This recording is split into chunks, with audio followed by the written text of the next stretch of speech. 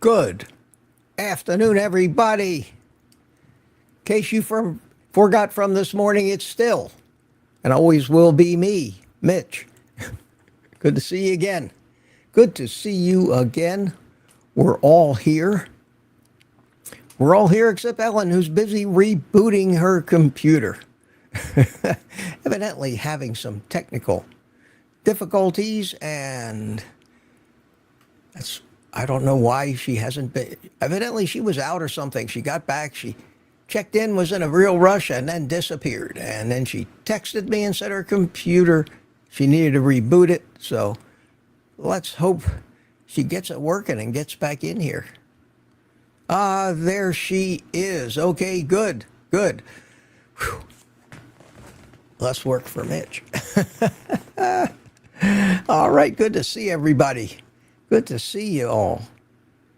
Well, we got an excited but small crowd here. Come to kind of expect this for Saturday afternoons. I don't know. I talked about this last Saturday. We'll have to see how it goes today, but this will maybe lose an interest. This may be a time, especially over the holidays, when everybody's going to be out shopping and everything else, and it may just be not the ideal time to be doing these live streams.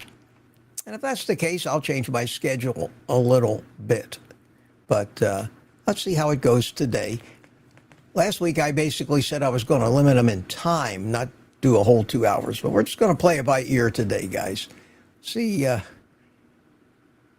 what we got going on, see how the questions are coming in, see if people got just a lot else on their minds. Down here in Florida, it's a gorgeous, gorgeous day. I wouldn't blame everybody, including myself, for being outside doing something. It's beautiful, just beautiful. But for those of you that are here, good to see you. Good to see you. And good to see Ellen. Let's see. Ellen's got her mic muted. So as soon as she unmutes it, I will bring her in. There we go. Oh, Ellen, so you know what it's like to be running around at the last minute, don't you? I do. Turn your volume down just a tad, if you would. See, I'm in a different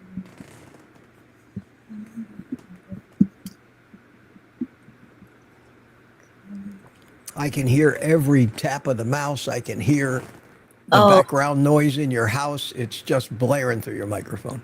Oh, okay. I thought it was pretty quiet here. Well, it's not. I hear the. You hear the mice? I hear the tapping. That was a joke. No. But I do hear every time your hand touches the something. I hear. Okay, I'll mute that in between because I know I have to get the clunky keyboard. Well, can't you turn the volume setting down on your StreamYard settings? I can. I did. Do I need to turn it down more? No, that's probably all right for now. I'll let you know. Yeah. Okay. I still think I'm going to have to get you. I'll get you a real microphone so you can stop using the microphone in the webcam, because that does work. At least if you have a microphone, you're if you're wearing a wireless mic, you're always the right distance from it. You don't get quieter as you move around and everything. I'm in a different spot now too, so that may change things. And I apologize, people. We'll work on our. No, don't apologize. No problem.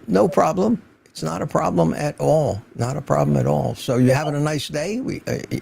I am. It went quick. So yes. So I'm here relaxing on the couch for casual Saturday. There you go. Casual. Yeah, I'm wearing a t-shirt. Spot, but this is what we got. So I'm wearing a casual t-shirt today. I'm drinking today. Sweatshirt on anymore. It must have warmed. No, it got warm. And it's warm, especially in the house, especially in my studio with all the lights and everything else, and this equipment throws off heat too. So this is always the warmest room of the house. But I got a coffee cup. I don't know if you can see it or not. It's a gold leaf. It says Knife Makers Guild. It's from my old knife making. Oh. Knife making days. It says Las Vegas, 1998, from a big knife show that they had out there. And I went through digging through this humongous collection of coffee cups I have, trying to find something a little bit different. And I said, well, let me get out my old Knife Makers Guild cup. So here it is, Knife Makers Guild. Okay. I Okay. remember you well with fond memories. We're streaming. We're streaming on Rumble this afternoon as well. So Great. this is the second thing, and I'll tell you what, it's good to know. It's good to know. I've got two people in the chat over there. Got Tracy Jordan says, "Hi Mitch, happy Saturday," and Mike Seeley Sr. from Melbourne is in that chat. So somebody is watching it. It did go live. I did get it set up correctly, which is good. And it's also, one thing I noticed is that Rumble, unlike YouTube, still has a thumbs down button. Oh, And I went in Rumble and I looked and I had no thumbs ups because nobody had seen it yet. But I did have one thumbs down. I had a thumbs down. I had a thumbs down. So you can't please everyone. I can't win. I go to Rumble, and what do I find? Is somebody to insult me before I even get started, and probably before they even watched my video. Some vegan that just runs around, spends his entire day thumbing down people's videos who don't agree with his point of view. I've never clicked the thumbs down button, even when we had it on YouTube, for anybody in my life. I've never left them an insulting comment if I didn't agree with them. I just didn't watch them, but God, people, but that's okay. That's okay. It means I'm important. I'm important enough for somebody to go out of their way to express their dissatisfaction with my message and what I do, or me, or my cigars, or something else that they want to judge me on. You know what my answer to those people is, and it starts with an F, and the second word starts with an O. I think we do. Well, they say negative publicity is still good publicity. Right? I'll tell you what, I'll live without that publicity. It won't hurt my feelings at all. So, at any rate, here we are, Saturday afternoon. We are. We have, I can't see anywhere on this screen where it tells me how many people have clicked on that Rumble stream, but it doesn't tell me how many people are live. I don't see that anywhere. I don't see that number popped up anywhere, but that's okay. It's not important for me to know. I know we've got 47 people. 47 people over here in 46 people in the YouTube chat. Good to see you all. I'll say hi to you in a minute. So Ellen, here we are, and you got a whole page full of questions there, and we'll get to them shortly. And let me elevate you. Okay. To the penthouse. Up you go. There you are. And People in the chat. someone, they wrote a song about that. Someone to watch over me.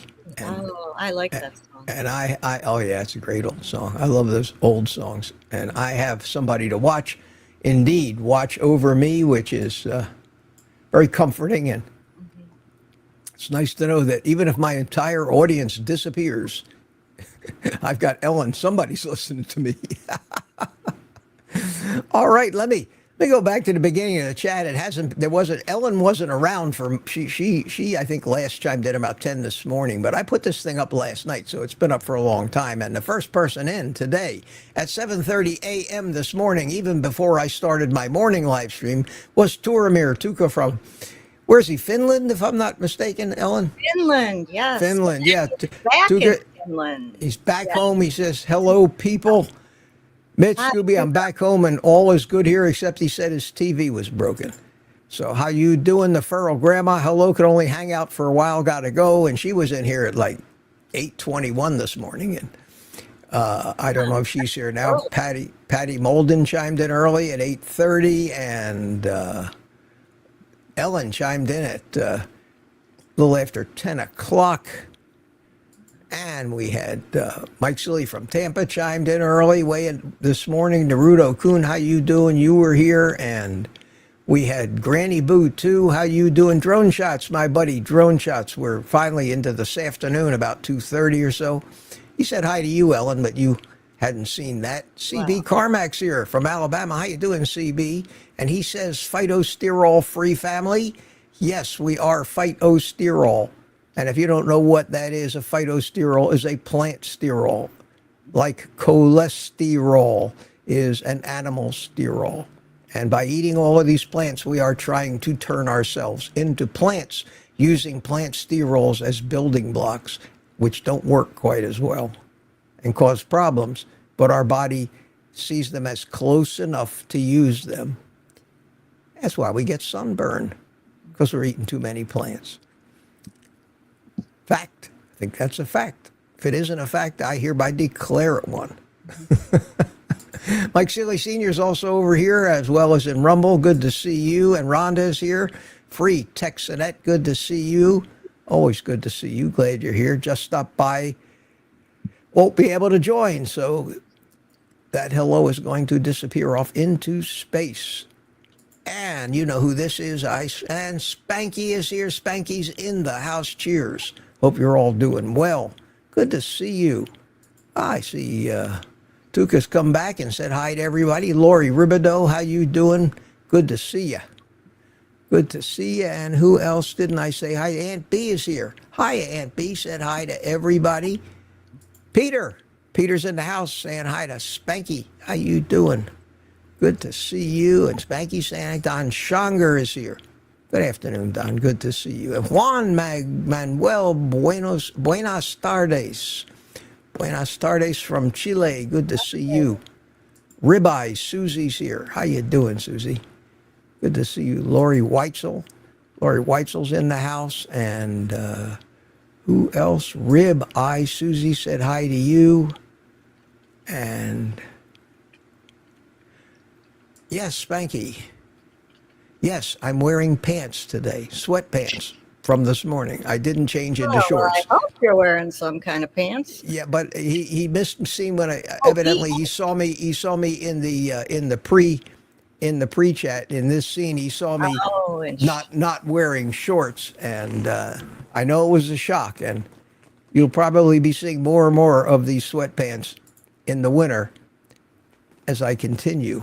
So it continues to get cooler and cooler down here. But right now it's still plenty warm in the house. And it's plenty warm outside too. Mark Boos. Hey, Mark, how you doing? Are you back from your cruise? Oh, no, tomorrow. You're coming back tomorrow. So Lisa told us the other night. You're coming back tomorrow. So you're still on the boat, man. Still eating them out of house and home in the steak department. Good for you. Good for you. I want to see their stock go down because of what you cost them. Good last day. Be home tomorrow for our anniversary. Good for you, man. Man, I hope you had a good time. And here's one.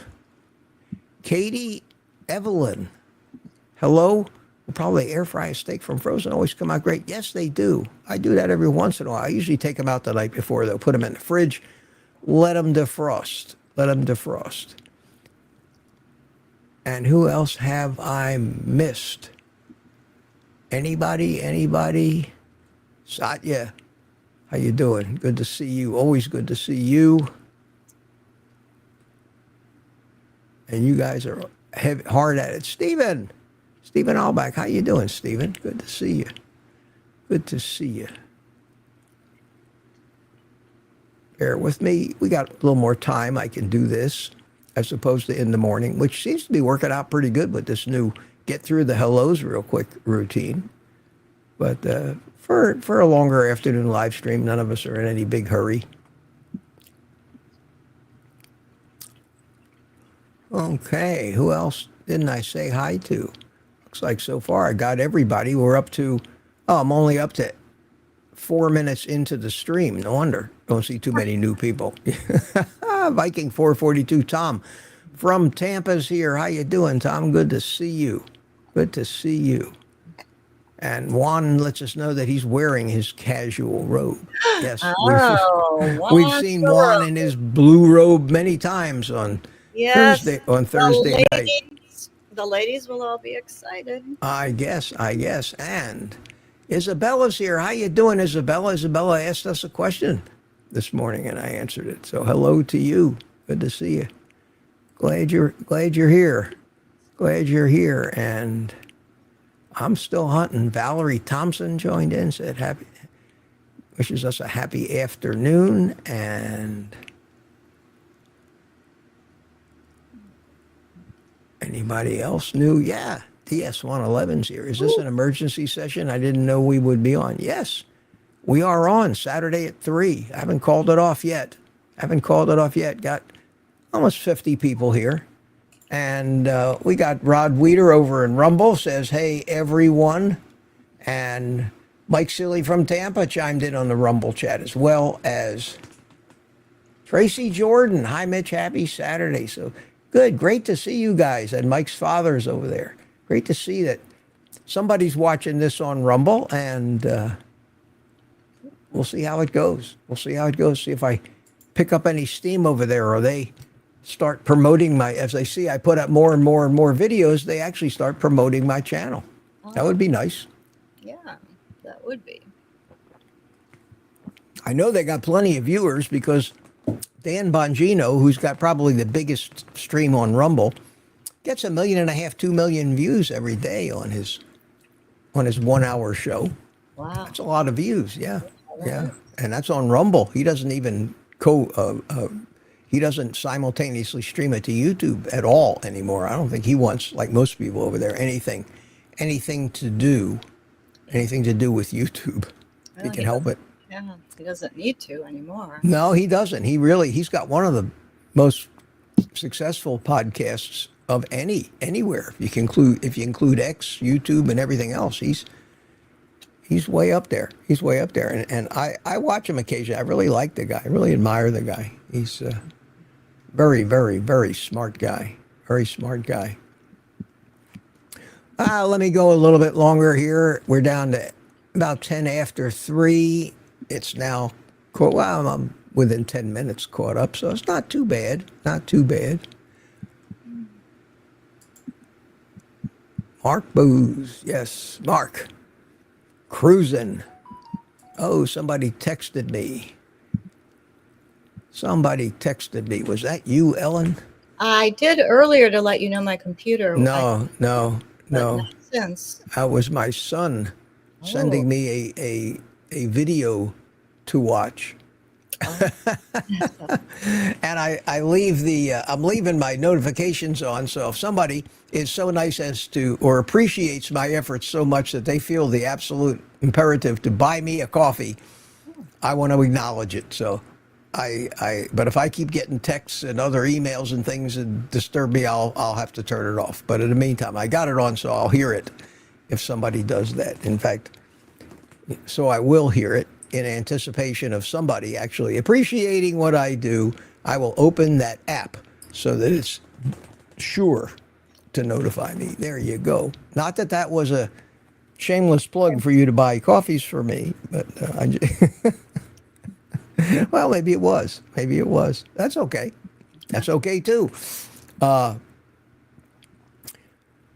Where was I saying hi to people? Anybody new? There's Ellen back in the chat, and prolific as usual, saying hi to everybody. Seahole is here. Hello, Seahole. And Catfish also asked a question the other day. Hola, mi amigo. Hola. How do you say to you also? Like that in English. To you also. Hola, usted. Yeah, usted. Eres tú. What does that mean? What is that? Y tú. Y tú, yeah. At any rate, and we have Tracy Shaw's here from Georgia. Hi, Tracy. Good to see you. And everybody's still just saying hi to everybody else. Jerry Voitush from Ponte Vedra Beach in Florida, up near Jacksonville. Hiya, Jerry. How you doing? I smoked one of those big fat cigars you gave me last night. I enjoy those things. Those things are great. P.O. Hendrickson. P.O. How you doing, P.O.? Good to see you. Glad you made it this afternoon. M.M. Hello. Just got here. Hello. Welcome. I don't believe we've seen you before. I don't know how you wandered in here, but I'm glad you did. Christopher Boswell. Hello, everyone. My first time joining live. Always happy to see new people. And Spring Bowl was here. Zoe, how you doing? Good afternoon, Mitch, and all. Great to join you. She says. Looks like a she in the picture. And Eminem is already starting to say hi to everybody. It's great. It's great. Who else is new? Anybody else going once? Polish Mike, how you doing, young man? Good to see you. Always good to see you. Sandra McDonald's here. Yes. Yes. How you doing, Sandra? Critical diet. Oh, boo. Boo. Boo. Oh, well, that happened. It's a Oh. dog, though, in the picture. Okay, jump right back on it. Jump back on it, sweetheart. No judgment here. Happens to all of us at one time or another. It's good to admit it, though, because if you don't recognize it and admit it to yourself, then you start finding excuses not to jump back on it. Next thing you know, you've become one of the many. The huge percentage of people running around saying, that carnivore diet doesn't work. I tried it, because we want to blame everything else but our addictions. And if I teach you nothing else here, it's not your fault. It's not your weakness. You did nothing wrong. Your addictions are designed to save your life when your subconscious thinks you're nearing death. And you, nor any other human on the planet,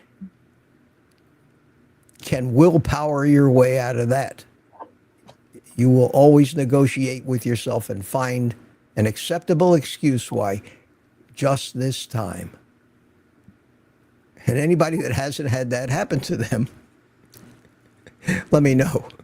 I don't think there are any of you out there, including me, hundreds of times in my life. Okay, this last time, it'd be okay. It won't hurt me that much. I've already lost a little weight. So if I gain back a pound, what's the big deal? It's going to be so good. I'm going to feel so comfortable. I'm going to enjoy it so much, but I promise that tomorrow, right back on it. And there you go. There we go. And it's because you haven't learned techniques to manage your addiction. That's what I'm trying to bring out here, is those techniques to manage your addiction, because just sheer wanting to falls way short. So it isn't your fault. You shouldn't and can't be ashamed of it. You are behaving like all of your animal ancestors, succumbing to urges that basically make you take your conscious will away and make you happily go along with it, give it what it wants. The minute people start to finally get that through their head, this becomes a whole lot easier. I know I sound like a one-trick pony, but that one trick is what saved my life and can help everybody, the millions and hundreds of millions of people that keep trying all their lives, punishing themselves, torturing themselves to lose weight, get healthy, and never quite can't seem to make it. Everybody on YouTube, they have my permission to plagiarize me if they'd like. They can plagiarize me and not even give me credit for it. They can act like it's their own idea. I don't care. Just get this message out there. Get this message out there. And if you do that, then you'll be hearing from my lawyers down the road. But for right now, just get it out there. I'm kidding. At least give me credit for it if you say, if you start talking about it like I talk about it, at least say, hey, old guy Carnivore says this and I agree with him. Like I always give Ken Berry and these other people credit for it. Who's got those lawyers sitting back there, though? And I think we're getting down to where I think I've said hi to everybody. We're up to 64 people. And Mark C., thank you so much, my friend. Mark C. has gifted 5 Old Guy Carnivore memberships. And let's see who they were to. I can read that from here. And, oh, yes, I recognize Susan M. was gifted a membership. Susan. Thanks. True Blue 73. Tanya 73. 73 was a good year, I think. Yeah, it was a good year. Sharon Walker was gifted, and El Pero, P-E-R-O, was gifted a membership by Mark C. Welcome to the private community. You got a month on Mark C. And you can, if you like it, if you come to our live stream on Thursday night, maybe even join in or just watch the lunatics that do join in and the fun we have and strange stuff we end up talking about. And you think it's something, there's a lot of support there. A lot of support there.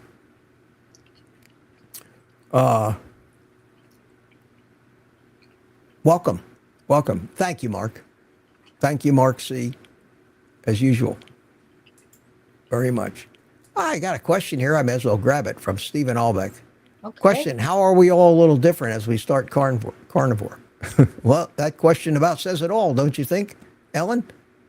It does. Yeah, because the only people that start carnivore are a little different. Obviously, we're a little, I don't know how to answer that one, Steve. I have no idea, because obviously we're all different, or if we were the same, we would be saying carnivore is stupid and it's fringe and it doesn't work and those people who started are stupid. So we must be different. But in this case, I think difference is good, and different to me means I think we're a little more open-minded and we're a little less ideological, and we're open to at least considering concepts and thoughts that we had previously thought were stupid and ridiculous. So maybe that makes it smarter. Maybe it means that we're just a little smarter than the average bear. I don't know. It's an interesting question, though. Interesting question. Thank you for that. And who do we have here? Chris Swain, my dad is sad, can't open my new Mac Air. Oh, no, man. Oh, no, it's a shame I can't give you Apple tech support. That's the one thing in the world I can't. I don't even know how to turn one of those things on, nor do I want to. Nor do I want to.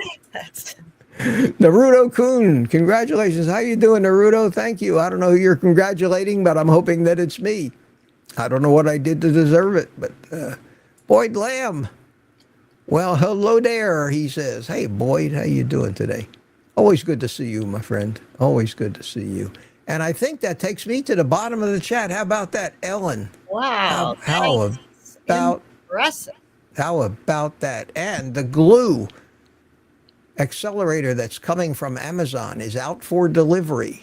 Oh. And if my phone makes a ridiculous ringing, chiming sound, that is my motion sensor on my Ring doorbell detecting the Amazon person placing the package on my front doorstep. And that means that this evening I can turn the lights on my workbench and sit down and carefully reassemble the broken coffee cup that Mark Whistler sent me, so that hopefully tomorrow morning I will be able to debut it on Morning Coffee Live with Mitch, which, by the way, Ellen, is turning into the most fun thing.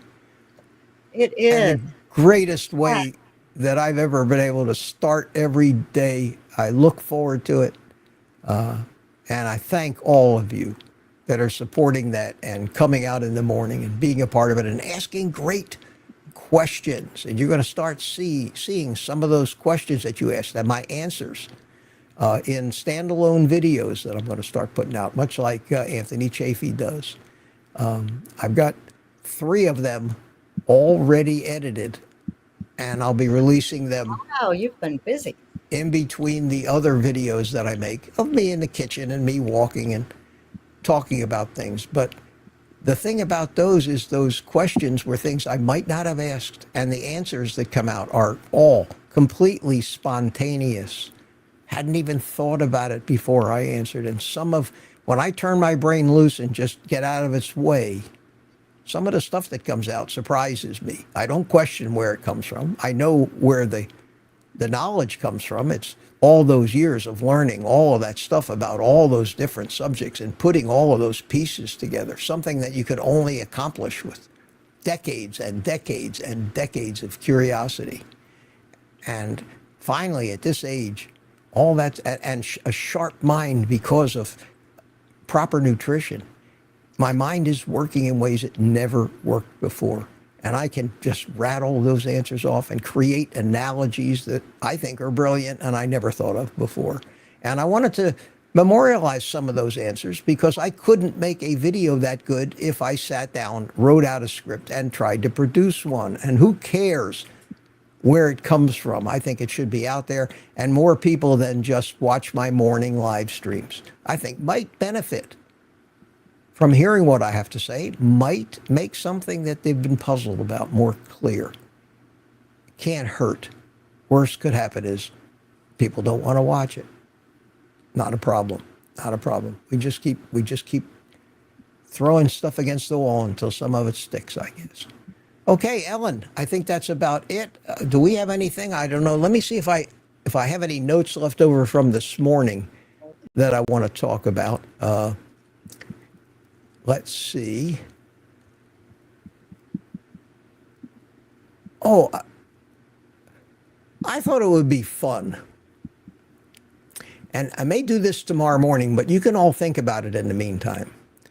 I'm curious to find out how long the average viewer of mine, what's the longest period of time they were able to stay on carnivore without cheating? Oh, that's a good question. Even if you've considered yourself a carnivore for 5 years, what's the longest consecutive period of time where you didn't have a little cheat day or a cheat bite and have to climb back on that way? What's the longest time? And I will tell you that for me right now, it is 2 years and 5 months. Yeah. 2 years and 5 months without a gram of carb, not a bite of anything sweet, and I mean, this is going to require you to be honest, not only with us, but with yourself. But I'm curious to see how many people not only have been able to achieve what I have by following my own simple rules. And it was not hard to do. That's the thing. It was no sacrifice, no suffering, no being deprived. It worked so good that I don't even want to or have no thoughts of cheating. But I want to see how many other people have gone longer than me, 3 years, 5 years, 10 years. And if so, then I want to dig in, do a deep dive in, and find out exactly how those people did it. And maybe we can even come up with better advice and more universal advice to give people some help. So tomorrow morning on the live stream, I'm going to pose that question to you, because we normally get 130, 140, 50 people in these morning live streams. I'm going to pose that question to you, and even if the answer is 2 weeks, if it's just 2 weeks, I don't care. It's okay. I want to know. I want you all to be honest about it. And let's see if we can't figure out, if you are continually falling off the wagon, why? What is it that you're doing or not doing? And if you have been able to succeed for a long, long time, also let's figure out how you did it and what you're doing to maintain it. Because that's the goal, I think, of any, call it a diet, is to get healthy, lose weight, and be that way for the rest of your life, not to keep being knocked down and off the telephone pole, fall into the ground, and have to start climbing up the pole again. That's not the purpose. You want to be up there on the perch like Ellen.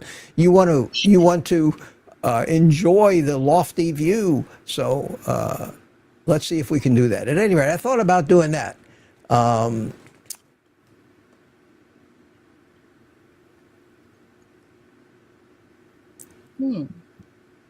Ooh. Okay. Yeah, that's about it. I think I covered the rest of all these notes this morning. So we got time for some questions. So, Ellen, Okay. fire away. Fire away. So click. Let's see. Oh, I just wanted to share a comment from this morning. Free Texanet said, because I liked it. Okay. Said, I like it when Mitch is hard on us. That's what we need. Tell it like it is. Or I thought that was. Oh, that's great. That's Rhonda.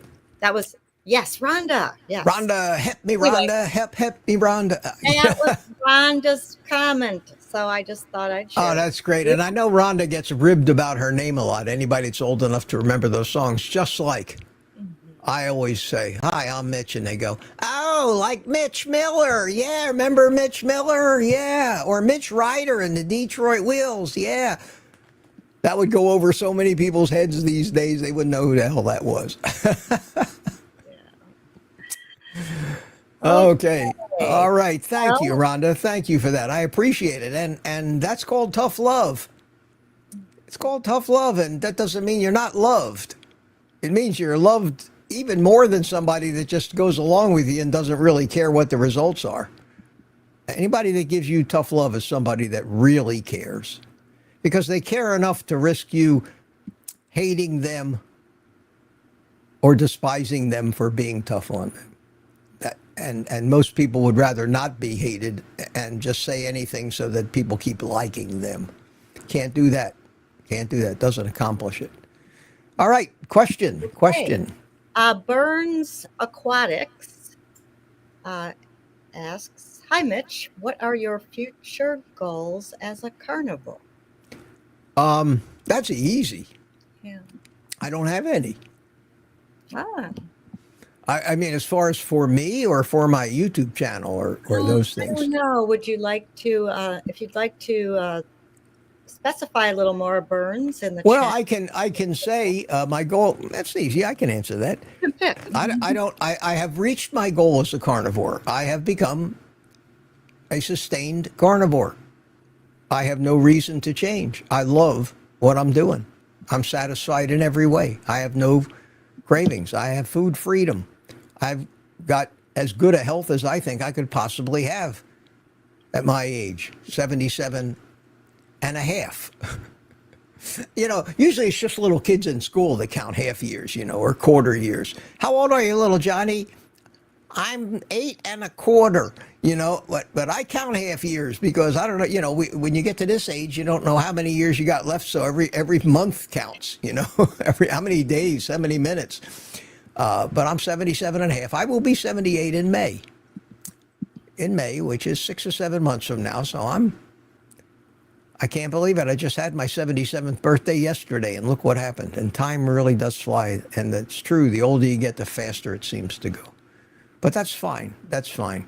And I know that I have no reason to want to change this. So I have met my goal when it comes to what my goal as carnivore. It was get healthy, lose weight, have a clear mind, be able to go like I was in my 20s or 30s without running out of steam, and keep going, because I tried retirement and it bored the hell out of me. I need to be busy. I need to be accomplishing something. I enjoy being relevant. I don't care in what field, but I like to be relevant somehow. And this fills that need. And I have a cause that I know works, and I know most people have no clue about. So there's always somebody new to hear the message. And I'll keep doing it. As far as my goals on YouTube, who the hell knows? Because who knows what YouTube's going to do? And you can't make any plans in this. You don't know what people are going to do, whether they're going to censor you or not. I'm going to try to spread it around a little bit, establish a presence on Rumble, on X, which are the two bastions of free speech in all the cesspool of social media that we have. And whatever happens will happen. And if it goes well, it'll go well. If it doesn't, it won't. I'm not in a position where I need to start building a career and a future and a retirement and raise a family and buy houses. Those days are all behind me now. I'm coasting now. And if I can coast for 30 years, then I'll coast for 30 years. I'll still work hard. But as far as actual goals, there'll be no panic or imperative to hurry up. I better get it done by the time I get to X age or I'm screwed. So no, I'm living actually a pretty good life. But that, I think, should be the goal of any person that starts carnivore. And the hardest part of, see how long I'm making this answer to that question I said was easy? The hardest part of ever achieving that goal is the agreement that you sign with yourself when you first decide that you're going to have that as a goal. And that agreement in it has clauses that most people would find unacceptable to sign. For example, I agree with that I will never eat another bite of pizza or ice cream in my life. Sign here. Now that's a pretty horrifying thought to a carb addict, don't you think? I will never. But that's what an alcoholic has to agree to before he actually can even begin to start Alcoholics Anonymous. I will never let another drop of alcohol pass my lips. Abstinence. And if you can't make that agreement with yourself, I think you're wasting your time to start it. If you think it's something that's just going to get the job done and then you can go back to eating all those delicious, fabulous foods that you love so much and can't live without, you're not doing yourself any favors. You're probably hurting yourself. So it ain't easy to have a goal, but part of that goal has to be understanding the reality. Know what you're getting yourself into. I'm here to tell you that it's not as bad as you think. It's not bad at all. In fact, it's the best thing that ever happened to you. And sooner or later, after a year or two, you will realize that those were complete, unfounded fears. That not only was it easy to give up that crap, but you don't even want it anymore. And not wanting it is freedom. Not being tempted by it anymore is freedom.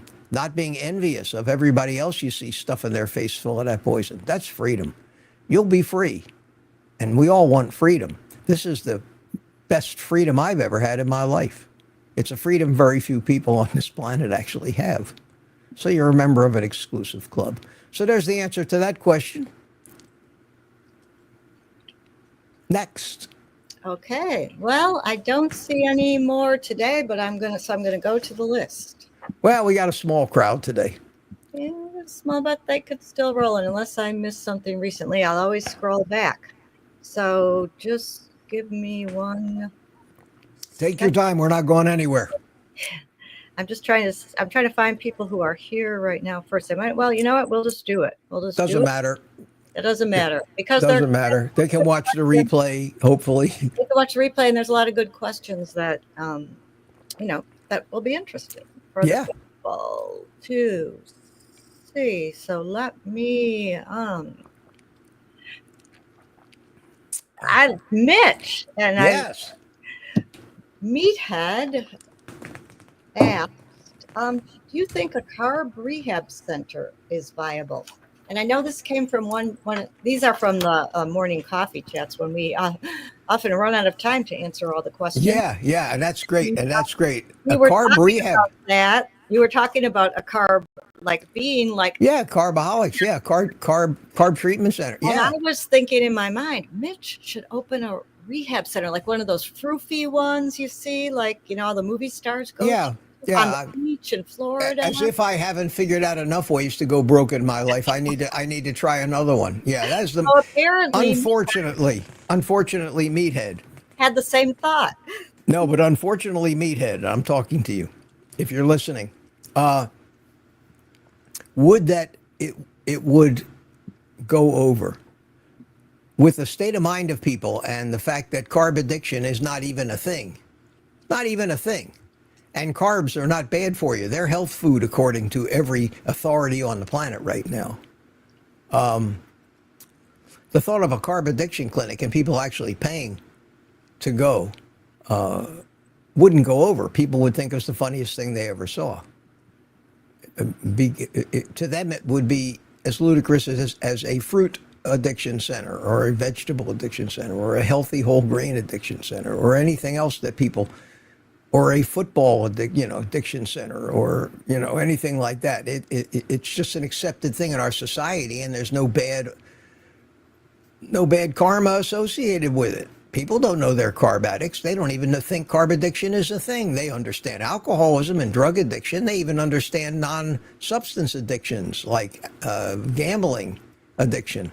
Some people even define sex addiction and other kinds of addictions to activities that have nothing to do with substances or drugs or chemicals like alcohol and drug use does. But carbs, what are you talking about? Addiction. What do you mean food addiction? And that's again where I used to use the term food addiction, and I stopped because I realized one day that we're not addicted to food. We're addicted to carbohydrates. That's like saying a drug addict is addicted to powder. No, he's not addicted to powder. He's addicted to certain substances, cocaine, heroin, meth. Not all powders. Not addicted to talcum powder, for God's sakes. carb addiction is not a food addiction. It is an addiction to a substance, carbohydrate, sugar, the substance that the body can use for energy in times of famine. We don't have the famines anymore, but we still have the programming that want that energy. And we have become so accustomed to that energy in huge quantities that it is now become in most of the population our default energy. And we forgot how to burn fat. And we not only forgot how to burn it, but we demonize it. We have placed into the conventional wisdom the fact that fat will kill you and red meat will kill you, and you need to eat the healthy plants and the healthy sugars and carbohydrates and grains and breads and oats and all that other crap that we're not supposed to eat, other than at times when there's nothing else around and we're on the verge of death. That is when we're supposed to eat carbs. We don't need carbs. We do better without carbs. But if you don't eat carbs and you follow their recommendations of that meat and fat are deadly, there's nothing left to eat. So you have to eat the carbs. But we got a long way to go. So a carb addiction center, we're not ready for that yet. We need years and years and years of education, of shouting from the highest hilltops about how not only carbohydrate addiction is an addiction, it is without a doubt the most deadly and strongest addiction the human animal has ever or will ever have to deal with. It makes drug addiction and alcoholism look like kindergarten addictions.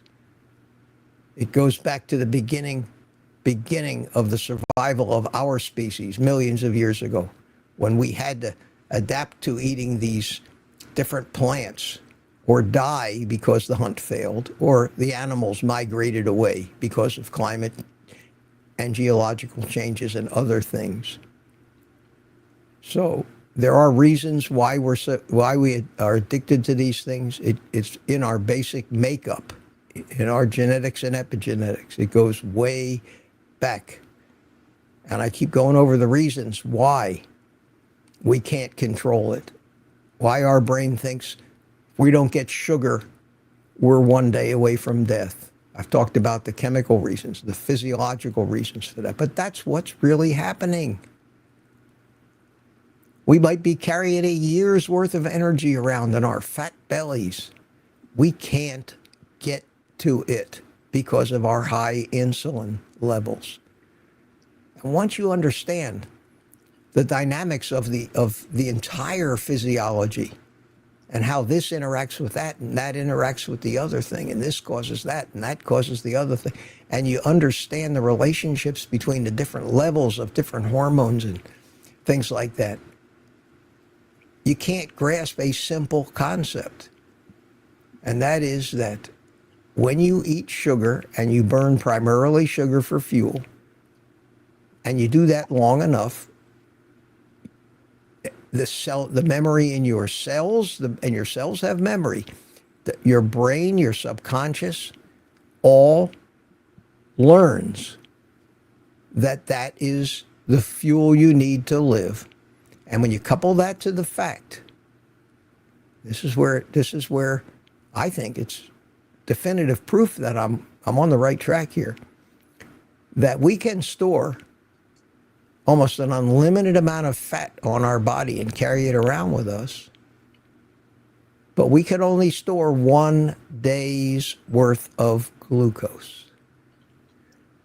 If we go 1 day and we don't have fat to burn and we don't eat glucose, we're going to die 1 day. There's a reason why we only store 1 day.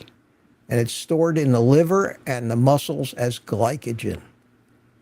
1 day. It's why long-distance runners have to keep carb loading, cramming carbs in their mouth throughout a marathon.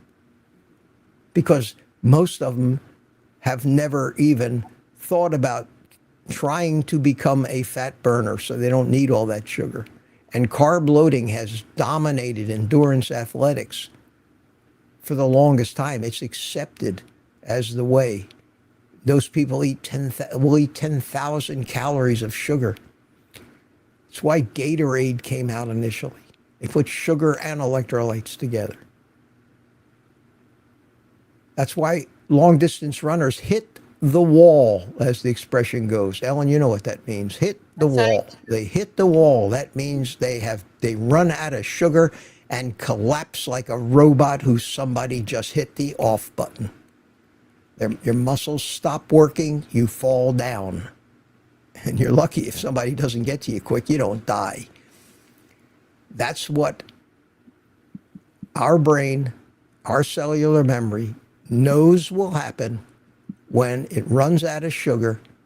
And that's why the imperative to keep eating that sugar when you're a sugar burner controls the cravings, which you cannot resist. Your life hangs in the balance.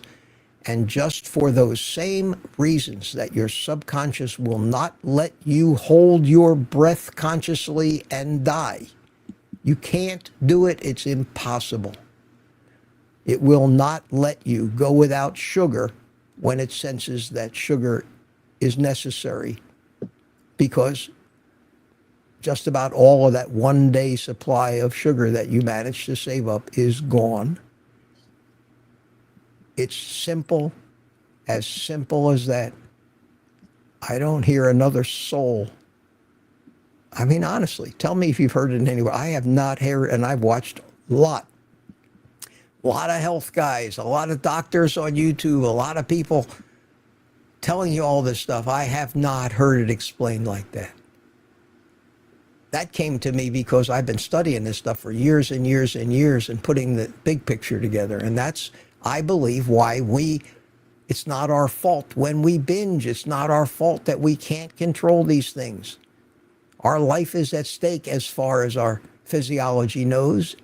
And there are times when it has to completely take over, like it does when it institutes a fight or flight response. Those are totally instinctive. So it's so simple if you think about it in those terms. It's so understandable. And the way to reverse it is do a few simple steps that you need to do to stop the cravings. And that is, don't let yourself get hungry. Just eat, eat, eat. Get over that fear of not. Stop with the stupid scale already. Jesus, everybody thinks they need a scale to see if it's working or not. It's the scale that's ruining it for you. The scale is irrelevant. Just like our LDL levels are irrelevant. They don't matter. We're so obsessed with appearance, being overweight, how pretty we are, that we can't give up 30 days without worrying about the scale to correct the physiology, to heal the metabolism, to allow the fat-burning pathways to start working again by not cramming sugar in every 2 hours. But when you're not doing that, you're going to be eating sugar every 2 hours from the time you get up to the time you go to bed. And if you don't believe me, look at your lives when you're on a standard American diet. Breakfast at 8, snack at 10, lunch at 12, snack at 2, dinner at 5, snack at 8, snack at 10. And if you're up at noon, you're still snacking in front of the TV. You've put enough sugar in your body in the course of a day, every 2 hours. And your subconscious is happy because you still have a little sugar left. You're not going to die quite as soon. That's all there is to it. You don't have to, I say you don't have to be a rocket scientist, but evidently you do, or I'm wrong. I may be wrong. Maybe I'm wrong. I have a shirt that says I may be wrong, but I don't think so, but I doubt it. Yes. Anyway, what was the question, Sherry? I did it again. Ellen, but I bet Sherry. Sherry's on my mind because I just saw that super chat and I was going to. I'm sorry, you're not Sherry. You're not Sherry, but you are, both of you, Ellen, equally the most beautiful women on the planet Earth that I know. Oh, you knew how to get over that. How didn't I get out of that one real well? I'm telling you, man, Yeah. I can be smooth. I can be so smooth when I want to. Yeah, I can be smooth when I have to be. What a smooth operator. Anyway, yes. On that note, Sherry, thank you so much. Thank you, Sherry. Thank you so much. What a sweetheart. Hi, Mitch. What does your family, a.k.a. kids and grandkids, think about the carnivore lifestyle? Are they following a carnivore or have any of them tried it? What did he think of your results? Well, sadly, I have two parts of my family. All the parents and grandparents, of course, are gone, but I have my two children. I have a son and a daughter. Both of them not on a good dietary path because of their addictions. My daughter is wildly addicted to carbohydrates. As bad a case as I've ever seen. Has a very stressful job. It's the only thing, she doesn't drink. It's the only friggin' thing that'll calm her down is to eat sugar. She desperately wants to lose weight. She desperately knows I'm doing the right thing. It's not a matter of educating her. She knows as much about it as I do. She just can't do it. She can't do it. She's been trying for years. The longest I think she's ever gone was not quite 2 weeks. She would be sending pictures of a steak or bacon and eggs and being so proud of herself. And then the first little bit of stress that comes along, she's in line at the frozen yogurt place again. I think they got a table there with her name on it. I love her so dearly, it's incredible. It breaks my heart to see. And being so desperately wanting to do it and yet still unable is one of those things that has cemented the concept of the power of a carb addiction in my mind, because I see it every day with my own children. With my own children. And it's sad. And it's sad, but it is the way it is. And it is what most of us face. My daughter's got a son. He's very, very thin. His father was very thin, but his father is now a full-blown diabetic. They eat all kinds of shit. His parents are still alive, and they go out to dinner and eat shit all the time. When my daughter goes out to dinner with them, they won't hesitate to sit right in front of her and eat all kinds of desserts and shit, and they're all sick as hell. They're all overweight, diabetic, everything else, but they're just, I don't know if it's dumb or too addicted to give it up. And she doesn't stand a chance. She's got a pantry full of garbage in the house. She doesn't stand a chance. Talk about a rehab center. For her, it'd be a vacation just to get away from having to have that shit in her face every day. And she keeps trying, and one of these days, and she's 51 years old, and one of these days she will, hopefully, she's got some medical conditions starting to creep on. I don't know, I don't think it's diabetes, but I know she's in pain. I don't know if it's her knees or her back, but it's very, very, very sad. And I can't push it. I don't even talk to her about it. She knows everything. She knows how well it works for me. She's always commenting about how great I'm doing, how good I look. Doesn't help. None of that helps. Intellectual control over those addictions does not work. Willpower does not exist. It's a fantasy. A fantasy. If you are able to exert what we call willpower, it's proof to me that you are not that addicted. Simple as that. If you're not addicted, it's very easy to not eat it. Just like, and I use this as an example, it's easy for me to not drink. Because I don't. I'm not addicted to that shit. I also don't try to give advice to people that are addicted because I know that I'm lucky in that respect. Well, there are a number of people that are lucky when it comes to food. For various reasons, it might be in their lineage. It may be that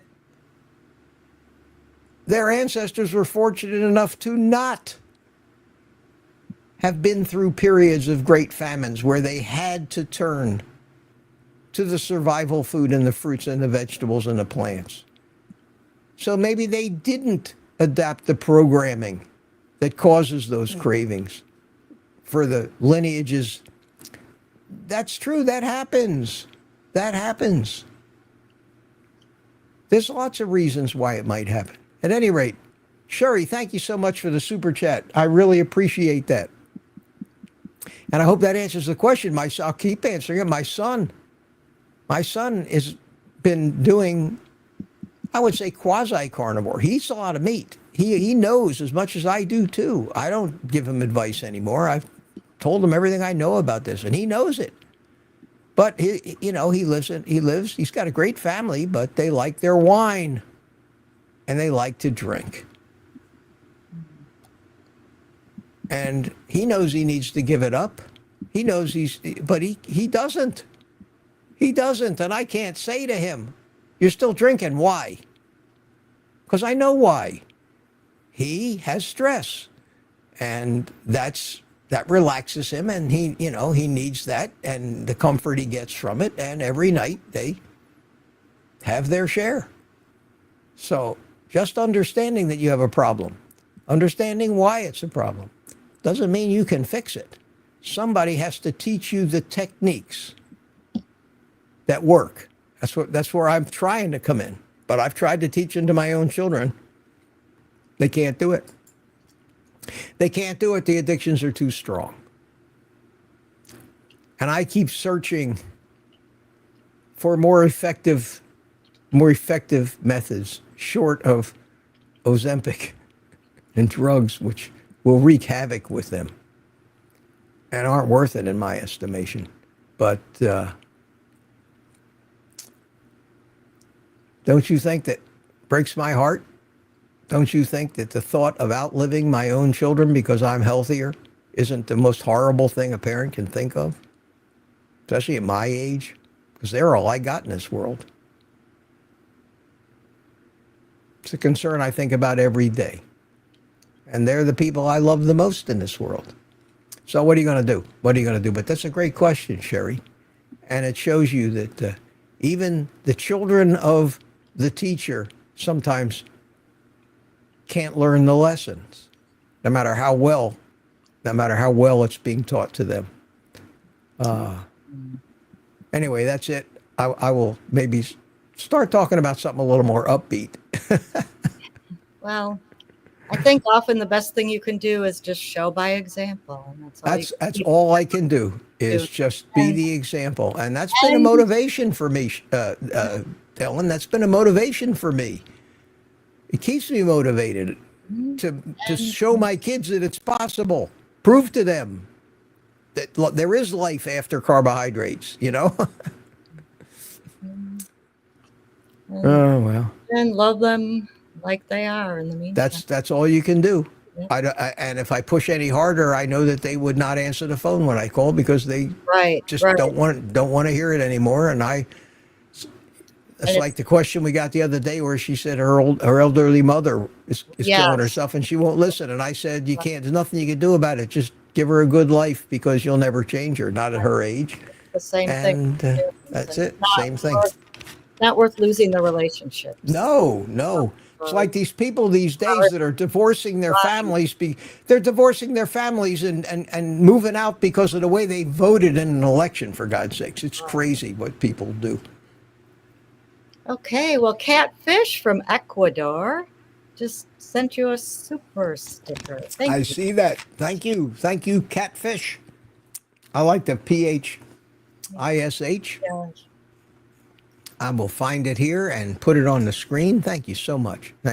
Always appreciate those things. And Jerry Voitush says, just continue to be an amazing example for them. It's all I can do. Yeah. It's all I can do. That's all I can do. Same thing. Yeah. But thank you so much. Thank you. Let me put that back up there. Thank you, Kat. Is it Kat or Kai? Kat. Thank you, Kat. Very nice of you. Very nice of you. Kat with a K. Okay, you got another question for moi. Hey, yes, I do. Let me pull up my question screen. Okay, Stephen Albach asked this, and he said it was a question, and so I'm going to just read it. I think maybe we'll get it. Meat flavors, a carnivore cravings will take over the other cravings. I didn't get it. Yeah. So meat flavors of carnivore cravings. So I think you're. I think he was referring to you were talking about how when you crave like carbohydrates, for instance, eat meat instead. So I think he's asking, do the meat flavors then are they No, supposed no, it's not the meat to take flavor. over It's the not other? the meat flavor. It's the satiety response you get from eating protein and fat that turns off your hunger, that gets the leptin flowing, which is the hormone that shuts down your appetite. And that's why you just push yourself away. It's got nothing to do with the flavor of the meat. It's got to do with the chemical composition, the fact that you're eating mostly fat, and fat is the satiety food. And fat causes leptin to start flowing from your fat cells saying, enough, enough, we don't need any more. And that shuts your hunger down. And I got a ka-ching. And I just noticed that Isabella bought me a coffee a little while ago, says, can't thank you enough. Well, I can't thank you enough either, Isabella. Thank you so, so very much. And Sherry Morgan just bought me 3 coffees. Thank you for sharing your family experience. It means so much as I don't feel so alone. You're truly epic. So are you, Sherry. Thank you. And I identify with you. I listen when you talk. I watch your videos. I listen when you talk and when you talk in our chats about how frustrating it is to live in a 7-Eleven store, basically is what you call it. I love that. With all the crap that the rest of your family keeps bringing home into a house where you're trying to be carnivore and eat fat and bone marrow and all that other good stuff. And it is frustrating, not just because they make it harder on you, but because you love them. You love them and you know that they are killing themselves. And you can't seem to get the message home. And God, do I share your frustration in that. I share your frustration. And I keep trying to come up with better and better ways to treat the addiction. And that's what we need to learn. Nobody needs to learn what to eat. That's easy. I could tell you all that in half an hour and say, there you go. That's everything you need to know. It's been nice knowing you. What am I going to do next? Because there'd be no need for me to tell you anything else. You all know you're supposed to eat a certain fat to protein ratio. You all know that you're supposed to eat meat. You're not supposed to eat plants. Whoa, and another one. How many times whoa, that ka-ching is going crazy. How many times do you need to hear that? How many different ways can I say that and keep a channel interesting? That is not the answer. My battle, and the reason I keep going, is that I know what the answer is, and I keep trying to hammer that point home. Some simple points. Stop thinking about weight loss. Do it right, and the weight loss will think about you. You won't even have to you never need a scale. Think about how to hammer down the addictions, how to thwart them before they take hold and guide you to the Dunkin' Donuts while you're busily negotiating a deal with yourself that this last time would be okay, but I'll start again tomorrow. I use that as an example because there's not one of us that hasn't had that happen to us, and we thought it was our idea. You thought that was your idea, somebody that planned and wanted to lose weight and get healthy so bad, you went and got ready for it, thought about it, researched it, did it, decided to start doing it, started doing it, was faithful for 3, 4, 5 days, all excited about it. And you think you ate those carbs because you wanted to? You didn't want to. You desperately didn't want to. And you know how you know you didn't want to? Because of the shame you felt afterwards, because you felt so ashamed of yourself and guilty. Once you got control of your conscious thought back and stopped the negotiation phase where you agreed that you would just do it this once, but I'll start again tomorrow. Making promises to yourself without realizing they are impossible to keep because you don't have the power even to keep those. Once you surrender yourself to the power of those addictions, understand that they're out of your control. You have to figure out ways to hack them and fool them. Techniques. There are many techniques to thwart addictions, but the one that works for carbohydrate addictions is never get hungry. It's as simple as that. never get hungry. And that requires you to stuff your face with meat, because you can't stuff your face with sugar. That ain't going to work. And that's it. And do it for a month or two until you finally learn. It takes your body time to learn things. You have to learn not only in your brain, but you have to learn at a cellular level. Your cells, each one of those trillions of cells has to individually get used to creating energy from fat. It doesn't know what the guy next door is doing. It doesn't know what the cell next door to it is doing. It's an autonomous living thing all unto itself. I answered, and I'm making a standalone video, and it'll be out in a couple of days, about an answer to a question that I did, and some of you saw it on a morning live stream, where I compared the human body to an apartment complex with 1 trillion apartments. 1 trillion apartments with residents who never leave the house, who have no idea that anybody even lives next door, let alone who they are or what they're doing. They're responsible for everything in their lives, and it all occurs in their apartment. They make their own energy in their apartment. Every day they get deliveries to their apartment. They get deliveries of stuff they need to live their life, energy, building materials. And they get messages in the form of messengers of hormones are messengers, and that gives them directions, and they get little electrical impulses from nerves. But other than that, they are unaware that they are an integral part of some huge multicellular organism who thinks he's smarter than he really is. That's the way it works.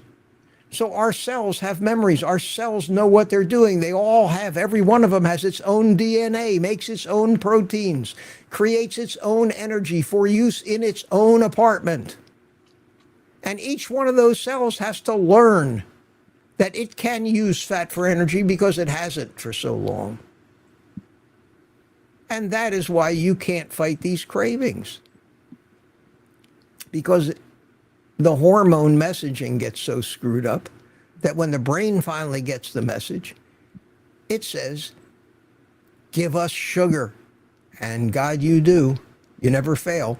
And if you don't believe you're giving yourself a lot of sugar, just look at the shopping carts of everybody in every store everywhere in the world. Full of shit with sugar in it. It's out there. It's all evident. It's obvious. It's all like, duh. And nobody, not only don't they seem to notice it, they don't talk about it or put the 2 and 2 together. They're busy trying to sell you desiccated liver supplements as the answer to all your problems. None of that shit is the answer. Ask me how I know. I've tried so much different shit in my life and none of it worked. That's how I know that this is the answer. This is the answer. And carnivore, the ancestral human diet, is the way, according to Ken Berry. And that was the first comment he left on my first video. Ken Berry left a comment. You can go back and look at my video. It's entitled, I'll Start the Diet Again on Monday, if you don't believe me. And go look in the comment section of that video, and there'll be a comment from Ken Berry. I think I pinned it at the top. And it basically says, carnivore is the way. That's it. That was 1.5 years ago. And look what happened to me. At any rate, another coffee came in. I heard it go ka-ching. Oh, and That was Jerry Voitush. Jerry Voitush bought me a coffee. Says, thanks for the inspiration, Mitch, and thank you. And just the acknowledgement of that is valuable to me as well. So thank you so much, Jerry. And Sherry, thank you so much. Isabella, thank you, sweetheart. Bella. I really appreciate it. And if you guys know, ask questions. I'll do my darnest. I'll dig as deep as I can into logic and reality to try to dig out some kind of a meaningful answer. I've figured it out. I don't need to figure it out anymore. It's working for me. I'm trying to make it work for you too. And you're giving me that chance, and I appreciate it. It really makes me feel kind of useful, which is nice, because most people that are approaching 80 years old don't feel very useful anymore. You know, those of you who are older, and most of my audience is a little older, can identify with that. And if you look back into some of my early videos when I was coming off of a period of great despair and depression, I recorded a video early on, which was a message to my subscribers and viewers, and I thanked everybody profusely for giving my life some meaning again, because I was feeling incredibly irrelevant. And it was an awakening for me, and it really has been. And this last year and a half has brought me back to life. Some people think maybe with a little too much arrogance, but that's who I am. And I had lost that. My kids noticed it too. Basically, you know, hey, Pop, you're back. This is the guy we know. This is the guy that we used to call the strongest man they've ever met, and one of the smartest. And I had, from a couple of failures, not my fault either, but that shit happens, I had sunken so low that my self-esteem was in the basement. And I've managed because of your help, all of you guys, and your compliments. And even the morons, have done nothing, have helped me by allowing me to declare my autonomy again and point out why they're morons, and even take a little pleasure in that. So it works two ways, guys. It works two ways. You thank me for helping you. I thank all of you for basically, and I did this a year and a half ago, giving me my life back. And you have. And I hope it lasts a long time and I get a chance to keep doing it and keep maybe improving this message. And maybe one of these days it will catch on a little bit. So thank you for all the coffees. Thank you for the super chats so far. We're still going at it. And Ellen, do we have any more questions? We do. This is from Isabella. Oh, okay. Croatia. Croatia, that's right. Croatia, which is supposed to be beautiful. I had some friends just return from there. Okay. She asks, fat makes me satiated. I figured that out, but I don't know for an obese person how much is too much.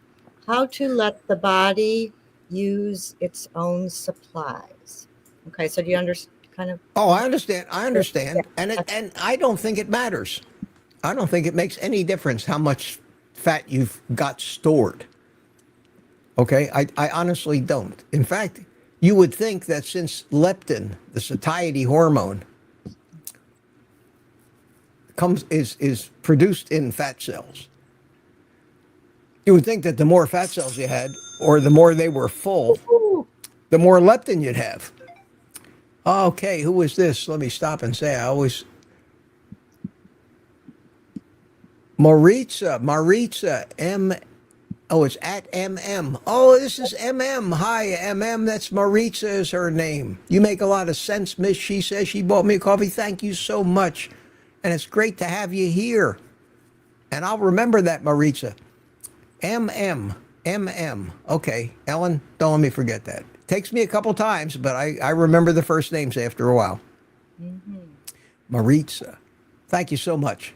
Much appreciated. The fat cells create the leptin. The leptin is the hormone. And the way hormones work, a lot of people don't realize this. The way hormones work is they dock to something called a receptor. And on each one of our cells, we've got thousands of different receptors, and each one of them is designed with a certain puzzle-like thing that's designed to mate up with the atoms of a particular hormone.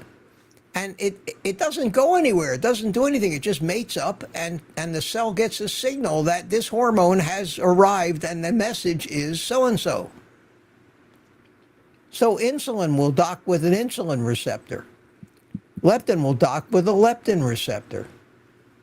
LDL will dock on the liver with to an LDL receptor, and then that can be taken. It can be a transport. It can take it in as well. But It recognizes these hormones. So certain things happen based on the presence of certain levels of certain hormones in the bloodstream. And the bloodstream is just carrying all these messages around, and they're hitting every cell, and every cell is reacting individually.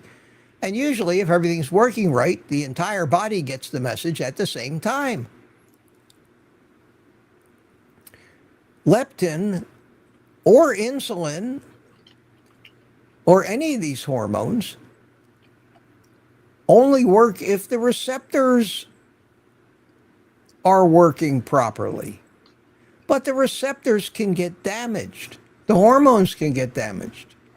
And if the receptor doesn't recognize the hormone, either because it's a problem with the hormone or there's a problem with the receptor being damaged, maybe some sugar just glommed right over and attached itself to a few atoms on the outside of that receptor.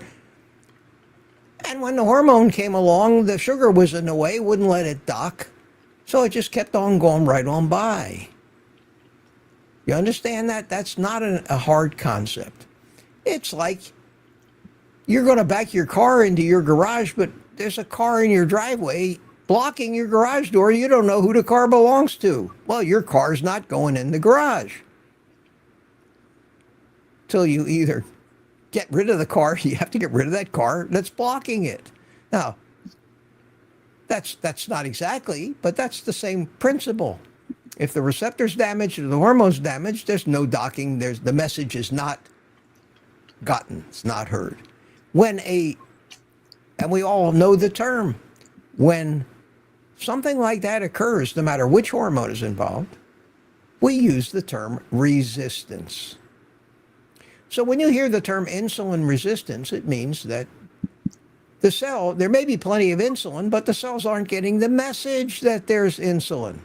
They've been damaged, they've been glycated, they've been oxidized, whatever the reason, the message is not getting through. If the message doesn't get through, the whole system goes out of whack, because these systems are all like servos. They're constantly going back and forth. And another one. Wow, wow, wow, look at that. And I hope you don't get tired of this, because I don't. And I just want to thank everybody that's doing that for me. And I want to thank Chris. Bought me 3 coffees. Thank you so much. Got the infrared temp sensor probe plus the electric salt and pepper shaker, but couldn't get on your page, so here's a coffee. Ah, man, thanks so much. I don't know why you couldn't get on my page. If you're not in a country here, you won't be able to use those links. But thank you so much, my friend. That was very thoughtful of you. I really appreciate that. Wasn't that nice, Ellen? That was so. Wasn't that nice? Yeah, that's great. Thank you so much. Thank you so much. And I always like the coffee, believe me. So what I'm saying is that the term resistance means that maybe the hormone's there, but it's not docking anywhere. It's one of the reasons why the lipoproteins, when they get damaged, they can't dock with the liver anymore. They get damaged, they get small, become small dense LDL. They stay in the bloodstream. They cause problems. It's not normal LDL. It's the stuff that's glycated from too much sugar, oxidized from too many seed oils and free radicals. That's why you got to be careful about what poisons you put in your body, because they get in the way of the normal physiology. And that's what illness is. Something is blocking the normal chemical reactions that take place in a healthy human being, or a healthy cell, or a healthy living thing of any kind. We have the same resistance. They call it leptin resistance. So think about this. You're eating and eating and eating and eating. Your fat cells are producing leptin, the satiety hormone. Its job is to get to the brain, dock with its receptors somewhere in the brain. Tell the brain, the fat cells are screaming at you, enough. Stop eating already. But you've got leptin resistance. It's been, the mechanism, the receptors have been damaged from abuse, from glycation, from too much garbage and poison over the years. So your fat cells keep making more and more leptin, and the brain, and it keeps going through your bloodstream. But your brain, there's no place, there's no garage for it to go into. There's no place for it to dock and tell the brain, stop eating. Your brain never gets the message. Your hunger never goes away. You eat yourself to death, carrying 800 pounds of energy on your body, starving the whole way because of something they call leptin resistance. There are so many ways that we screw up our body and our normal functions by just eating plants and sugars and seed oils with highly oxidatable seed oils, free radicals. You know, people keep asking me, you can't be on carnivore, you're going to get scurvy, there's not enough vitamin C. Well, vitamin C is an antioxidant. If you're not eating a lot of free radicals and not causing a lot of oxidation of everything in your body, you don't need antioxidants. That's why carnivores don't get scurvy. Because the tiny little bit of vitamin C that we might need, there's more than enough in all the meat that we eat. The only people that have to take mass doses of vitamin C are people that are eating mass quantities of poison. It all makes sense, my friends. It all adds up. There's an answer for all of those whys. You just got to look for it. So, am I answering a question here, or am I just going off on a rant, Ellen? Well, you did go off on a rant, and in a good way. That's a good thing. Okay, well, I do that. I rant. like to think that nothing I say, it doesn't mean anything, but sometimes there's an old saying, it's when you're up to your ass in alligators, you kind of forget the main objective was to drain the swamp. The original question was about fat, and how does your body... Can you be too fat? Yes, okay. Well, that makes sense. I'm still in the same way. So what happens... I understand. Yeah. So what happens is, no, you should just do it. Doesn't matter how fat you are. Look at look at Bill Knotts of the world. Look at Amanda. Remember her? Look at Carnivore Quest. Not Carnivore Quest, but Carnivore Odyssey. Merwin over there in Australia. These people are huge, and they're losing weight like crazy. They did real well. It's a shame what happened to Amanda. Carnivorous me. I mean, the assholes on YouTube just drove her away. I didn't know. She couldn't take the abuse anymore. Oh, that's too bad. And it is too bad. She was doing great, and she was helping so many people. So many people. My daughter included was watching her and getting motivated by her. Really? Yeah, and then she got, she just said, I had enough of this shit. I'm tired of getting beat up every day by these assholes, and I'm going. Bye. And she's gone. We haven't heard from her since. It's so sad. It's so sad. They almost got rid of me. I almost got to the point where I told them all to go to hell, But then I decided not to, and I decided to just make fun of them instead. Well, we are glad. Who needs enemies? You don't need enemies in this world, and some of these people are sickos. They're stalkers. Yeah. Mm-hmm. They've created endless grief for YouTubers who they disagree with, which is why I try not to argue with them. I try to just ignore them. Make them go away and not debate them in any way or call them names. It's why I don't make reaction videos to stupid people. You never saw me make a reaction video like so many people do. Yeah, I don't like Bart K does. You react. No, I'll never do that. Why stir up trouble? I'm not watching them. I don't care what they say. Let them say. If you want to watch them, you watch them. I'm not going to tell you why they're wrong. I'm not going to call them out. Make an enemy, then they start doing reaction videos. And I mean, the top names in our field are doing reaction videos. It's crazy. You've got Annette Bosworth and Eric Westman doing reaction videos and disagreeing in public on YouTube. Well, I think he's wrong. I think that, come on. Yeah. Come on, we got enough of that shit in politics. Yeah. And we're trying to... Go ahead.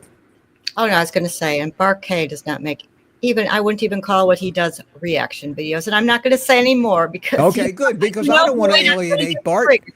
I like Bart K. I may not agree I with. do. There's a lot of YouTubers I don't agree with what they do, and I could probably make a shitload of money if I just followed their lead, but I won't do it.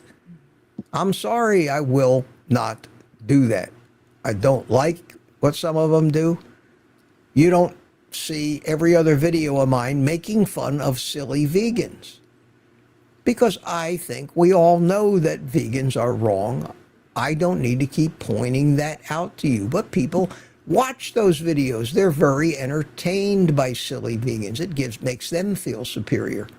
People enjoy watching all these gloating videos about the election, about Democrats losing their minds. They can't get enough of that stuff. That plays to our baser instincts of gloating and things like that. I can't do that. Well, I can't do that. That is not going to solve anything. That's just going to feed people's hate and anger and baser instincts. But fine, that's what people watch these days. The dumber it is, the more views it gets on YouTube. We're not like that here. We're doing live streams trying to make sense. yes. Make people understand. Make people understand the real reasons and the root causes. I use that word a lot. I hope I don't overuse it. Of I don't. why it is that, and most people don't understand why they keep failing. And that's what we need to fix. We need to concentrate on. So as far as the fat person goes and being obese, they need to do the same thing. And it'll work for them just the same as it'll work for anybody else, unless they're broken with so much damage to those receptors that it can't get fixed. There aren't too many people that have gotten to that point, but there are those, and it's sad. But sometimes you can't. There's things that are broken that won't fix, no matter what you do. But it's worth a shot. I don't care who you are or how obese you might be. It's always And, worth a shot. and that would be my answer to that. After 15 minutes of rambling in every direction.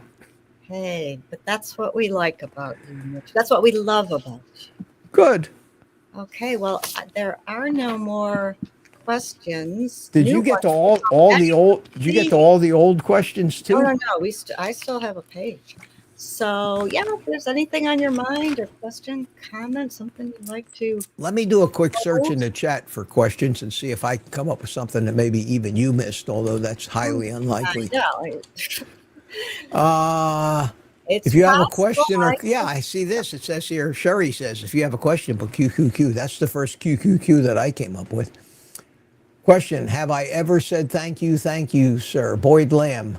Yes, Boyd, I believe you have. That's a new one. Thank you, I Boyd. believe you have, but thank you, Boyd. You've been a great friend of this channel and me, and a good follower and a funny guy. You got a great sense of humor there. I mean, a great sense of humor, like I do, a dark, dry sense of humor. I love that. I I love that. Boyd. And so far, I think that those are the only two QQQs that I see. Wait a minute. If you have a question, there's the one from Ellen again. There's the one from Boyd again. Let me go all the way down to the bottom of the chat and see. No, I just keep toggling back and forth between those two. Wait a minute. Yeah, that's it. Not a lot of people ask questions There's some today. new ones. Well. Oh, okay. Go ahead. Oh, no. I said there could be some new ones, but I don't think so. I haven't. And you're Yeah. right. If you miss Oh, it, here's one just came in. Way down at the bottom. Way down at the bottom. Let me see if I can Here we find go. it. Aussie Gale, who's always Yes. comments under the videos, but I really Here it is. It's this one right here. I got it. Suffering from leg cramps early AM, taking magnesium sulfate tabs. So working? Is that the question you're talking about? That's the new one. Okay. Well, it should help. Electrolytes, generally, if you get leg cramps, just keep taking them for a while and see if it helps. Maybe take a magnesium, potassium, and sodium supplement, or double the dose of it. Give it some time. Give it a couple of days and see if they go away. That's how I know. sometimes I forget to take or just don't take my electrolytes for 3 or 4 days, and then one night all of a sudden I wake up at 2 o'clock in the morning and I got cramps so bad I got to get out of bed and walk around. I say, whoops. And the next morning I make up a big batch of electrolytes and drink the whole thing all day. And a couple of days of that and the cramps go away. So it's a great indicator of whether you're getting enough electrolytes or not. So I can't, other than that, I don't know what to say. Appreciate the question, however. Well, we have a related question that just came in. While Okay. Subject Wendy Need. Darling asks, question, Ari, the electrolytes mixed, do the bulk supplements contain Maltodextrin? No. Two. No. The only supplements that contain maltodextrin are the flavored ones. In fact, if you, and you're probably referring to the LMNT little controversy that's not really a controversy. There was a great video today with Ken Berry, Nick Norwitz, and the guy from Paul Davis, I think is his name, from LMNT, from Element. And they were talking about why that happened. And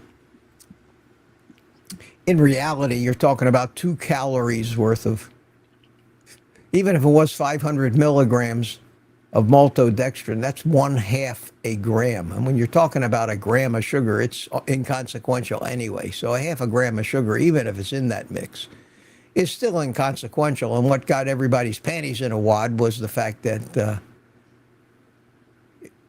it was discovered that there were 100 times as much of these sugars, the maltodextrin, which is a complex carbohydrate.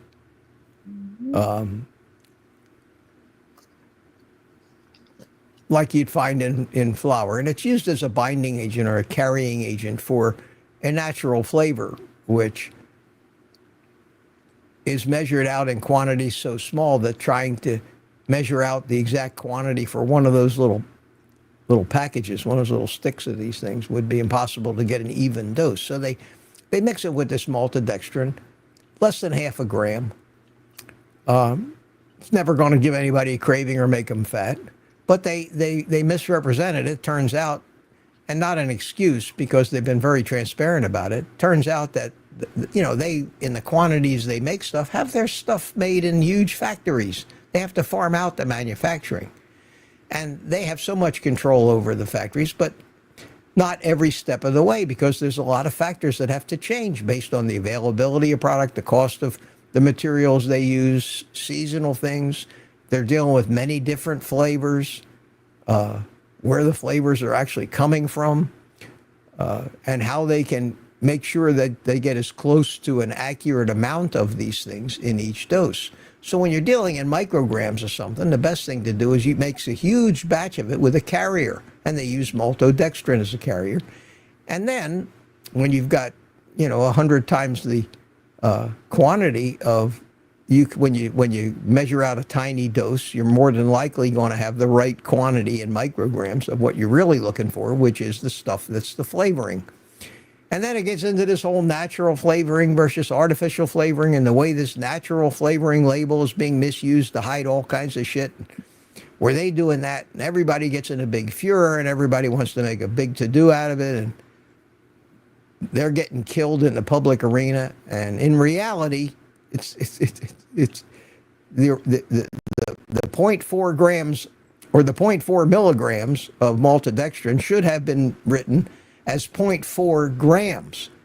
That's 400 milligrams. Okay.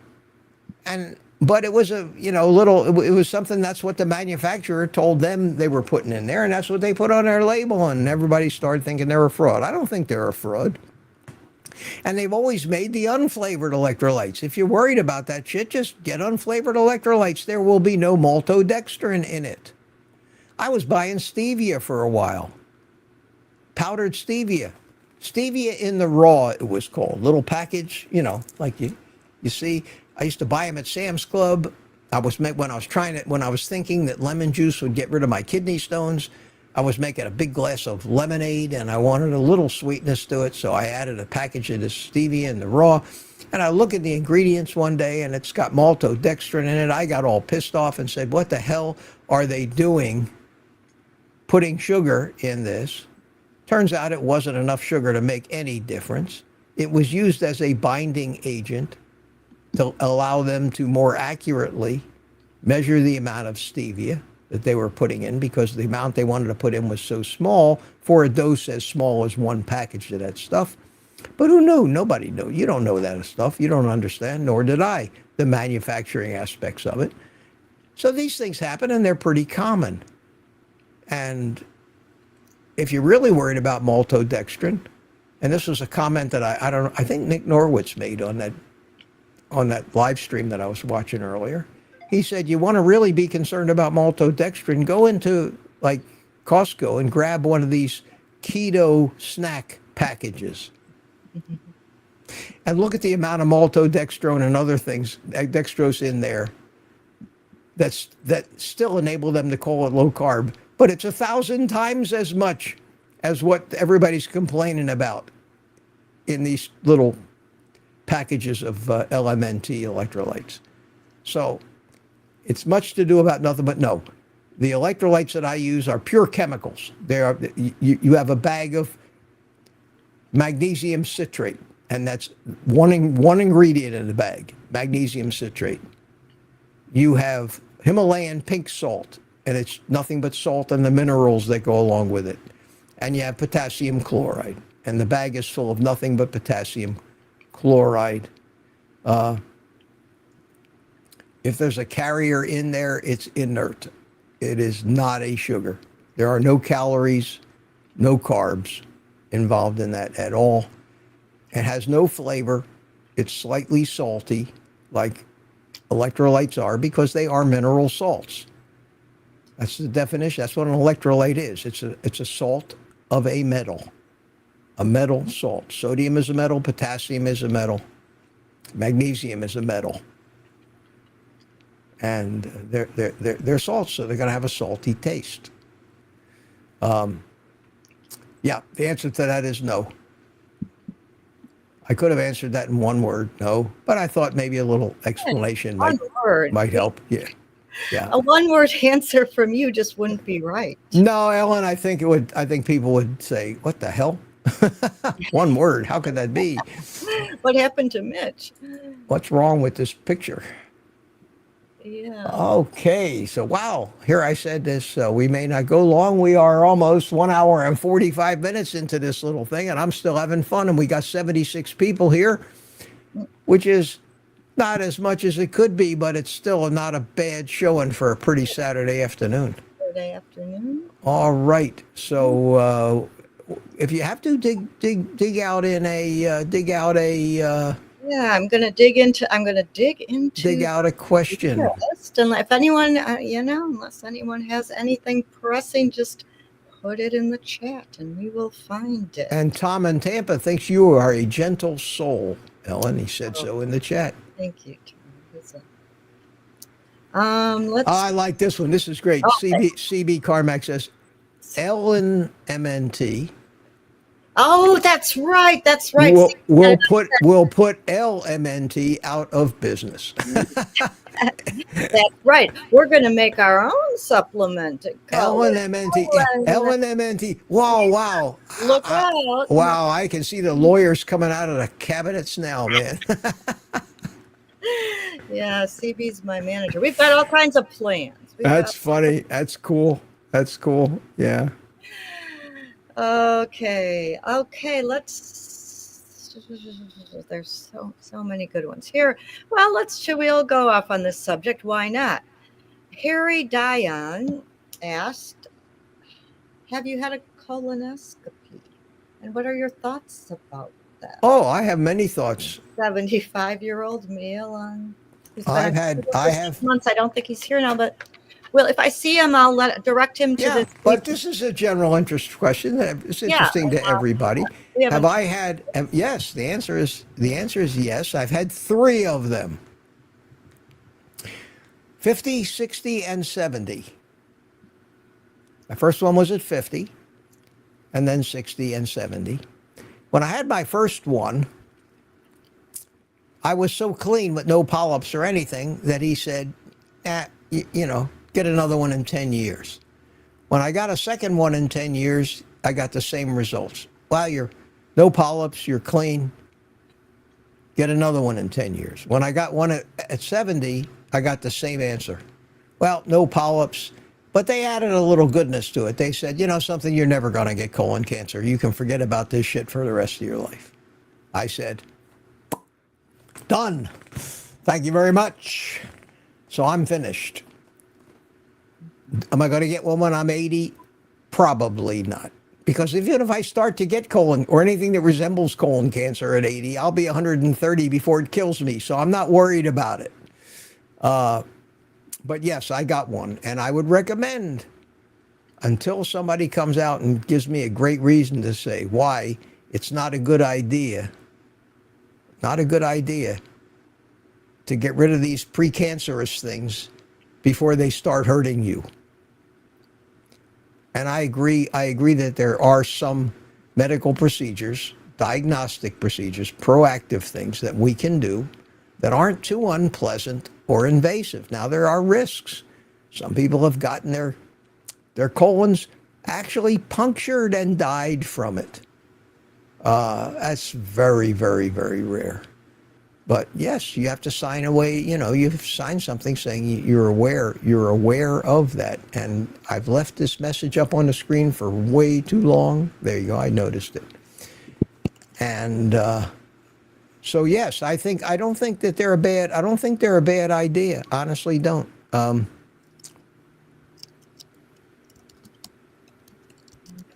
I can equate it to me going to the dermatologist.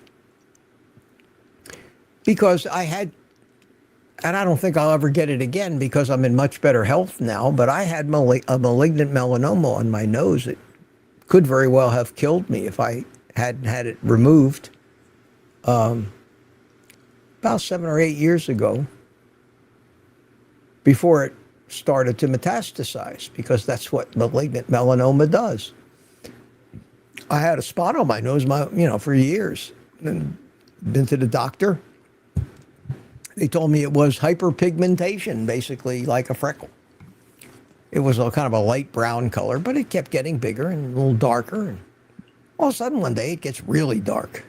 So I go to the dermatologist. I says, "What's this?" He says, "Well, we got to. I don't. The words. I don't like the looks of that. God, don't you want to hear your doctor say that to you? Wow, I don't like the looks of that." Well, that's what he said. Took a biopsy of it. Comes back about 5 days, 6, maybe a week later. He says, "Well, I got good news and bad news. The bad news is what you have is a malignant melanoma." I said, "Oh shit!" Right away, I'm planning my funeral in my brain. And he says, "The good news is we caught it very, very early, and we can, I think, get rid of it with no problem." Meanwhile, I've gone from this was long before carnivore. I've gone from thinking I'm going to live forever. Ellen, I hear something clacking and banging, so mute your mic if you would. Sorry, That's okay. No problem. No problem. I used a different keyboard. I was okay. Carry on. Okay. You told me to let you know if I heard that, so I heard it. Okay. Oh, there's the package. Hear that ringing? That was the package. That was my doorbell telling me that Amazon just dropped off the glue. We will fix the coffee cup tonight. Yay. Okay.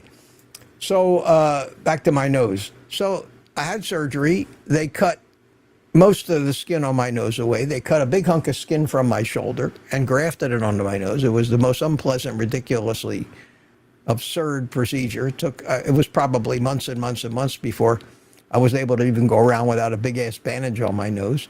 And it worked out pretty good. But I had, been going back to the dermatologist very frequently ever since, because they need to keep checking to make sure that there were no remnants of that cancer. And after about 5 years, they finally declared, okay, you're cancer-free now. So I'm a cancer survivor on top of everything. I never talk about that. When I list off all the diseases that I have, for some reason, I always forget to say, oh, yeah, by the way, I survived malignant cancer too.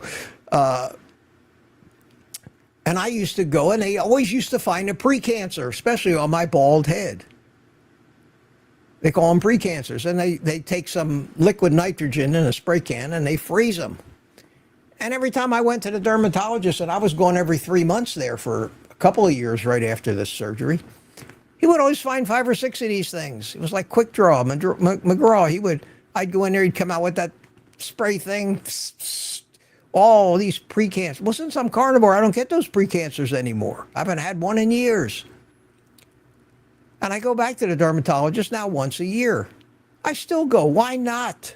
Why not? That's the kind of thing I'm talking about. If somebody can take a look at you and maybe sees, I don't like the looks of that, okay, take a biopsy. You know, save my life again. I'm fine. Cut it off. You know, cut it out of there. I don't care. Let's hope the next one isn't on my nose again, right smack in the middle of my nose. Yeah, do that. So colonoscopies, which is, see, that was the beginning of this question. Colonoscopies, I don't have anything against them. I don't know enough about mammograms for women. I know that there are 2 schools of thought on those about how effective and good they really are, and are they worth all the hassle. But if you have some way, some test that can find something long before it starts to affect your health, we have those tests right now. There's one test that we have right now that everybody living should get as part of their annual physical, and nobody is doing it. No doctors are doing it. And that is a fasting insulin level. And the reason why they should be getting it is because just doing a glucose tolerance test is going to show you're okay for 10 years after you start being a diabetic. But over those 10 years, your fasting insulin is going to keep ramping up and ramping up and ramping up until it gets to the point where if you become a pre-diabetic, and this excess sugar cannot be controlled by this rising insulin. And if they had started looking for this indication 10 years earlier, they could have told people, in 10 years, you're going to start to be a diabetic. But nobody looks at those numbers. And Ken Berry, he just goes crazy over the fact that they don't do C-peptide tests to show how much insulin the pancreas is producing, or fasting insulin to show how much insulin the pancreas is producing. And all the while, the fasting glucose tests are showing that everything's fine, you're normal, your fasting blood sugar is normal. Yeah, because you keep every year having to make more and more and more insulin to keep up with the fact that you're killing yourself eating too much sugar. And it takes about 10 years for it to get to the point where the insulin can't keep up with it anymore. And then you start seeing the A1C go up.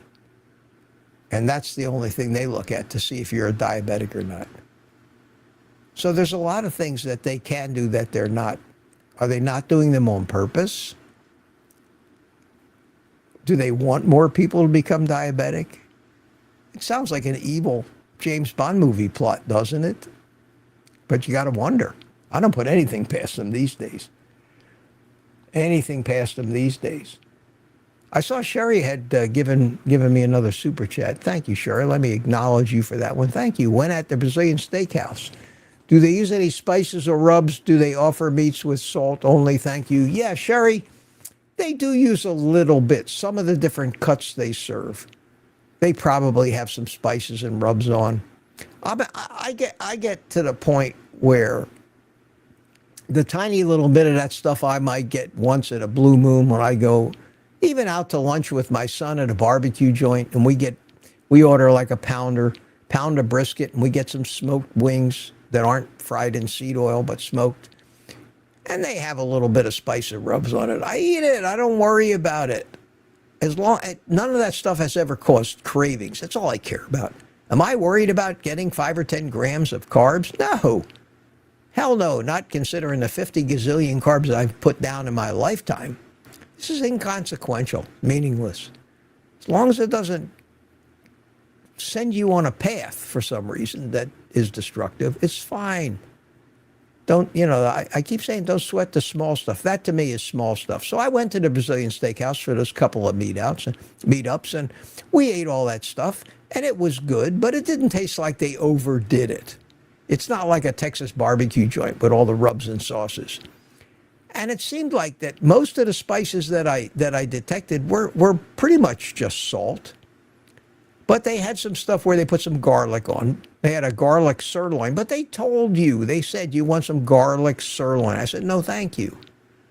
And most of the meat just tasted like the meat that was good. It was cooked perfectly, and it tasted like the meat that I myself cooked.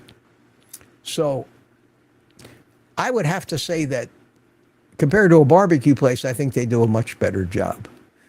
I think they do a much better job, at least the Brazilian steakhouses that I went to. And it would be interesting to know how the actual real Brazilian people back in actual real Brazil, how much seasonings they put on their meats, or whether they, having been heavy meat eaters throughout their history, like it like I like it, with not a lot of extra flavoring, so that you can enjoy the real flavor of the meat with just some salt. Be interesting to know. It's a good question. Good question. Thank you. There's so much that we need to keep track of, don't you think? Your mic is muted there, Miss Ellen. I can't hear you.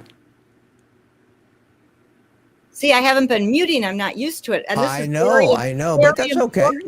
That's okay. Important, because on that note, I think you need to pay for me to go to Brazil to investigate that issue. Yeah, here, let me make a note. Put that in my contract. I will. And where's my, if nothing else, I'll talk to the caterer who caters your penthouse on the morning live streams to see if they can't bring you some Brazilian meat. How's that? Would that work? Well, okay, for now. All right, I'll have my people call your people, and we'll make the arrangements. We'll discuss. Oh, my God. Are we nuts? Are we losing it? I'm getting emails all over the place here. Let's see.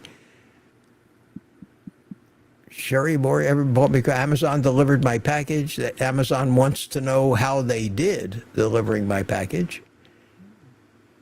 And a message from Amazon saying my package will be delivered soon, obviously an older message. So I have a whole page full of notifications that are all about one Amazon package. Thank you, Amazon. Ellen, I think we're going to call it an afternoon. It's 5 o'clock. And it's getting dark here. Yeah, it's going to get dark here pretty soon. I want to thank everybody. For coming and joining us this afternoon. A smaller but enthusiastic crowd, and we all had a good time. Thank you all so much for the support, for the super chats, for the coffees. Very much appreciated. I'm looking forward to seeing all of you tomorrow morning. Sunday morning, we're going to be here, 8:30 a.m. Eastern Time. If everything goes well, I will have my new coffee cup from Mark Whistler and all put back together, and hopefully I didn't screw anything up by trying to glue it together without the accelerator, and I don't know. I'll do the best I can. I'm going to drink coffee out of it one way or the other somehow tomorrow morning. So join us then, and for that exciting. On that note, we will fire up some blues and say goodbye to everybody. No cigar to relight. So we're just going to get on out of here. I can go immediately to have my second meal of the day, which usually gets put off later than normal because of the Saturday afternoon live stream. So I got to go eat, as do many of you, I'm sure. So thanks for coming. Thank you so much, Ellen. Thank you so much for babysitting me, and all your help and keeping track of everything and everybody. Takes a load off and makes it easy on me. So with that, my friends, I'm going to thank you all again for coming. Immediately give you all the rest of the day off. And of course, remind you that you should be eating meat.